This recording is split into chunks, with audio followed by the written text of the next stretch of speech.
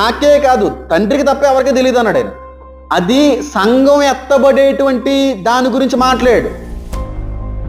నాకు తెలీదు దేవుడికి తండ్రికి తప్ప అన్నది సంఘం ఎత్తబడే దాని గురించి.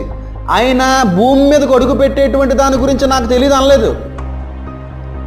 ఎందుకంటే 7 సంవత్సరాల శ్రమలు జరుగుతున్నాయంటే 7 సంవత్సరాల శ్రమ తర్వాత జరిగేటువంటిది అంతా కూడా ఆయన రాకడే కదా. అది ఎవరికి తెలియదు, అందరికీ తెలిసిన విషయమే కదా.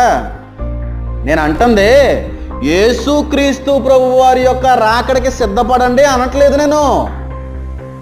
సంఘం ఏ సమయంలో అయినా సరే ఎత్తబడుతుంది, అది ఏ దినమైనా సంభవించవచ్చు. ఆ గడి ఎవరికీ తెలియదు.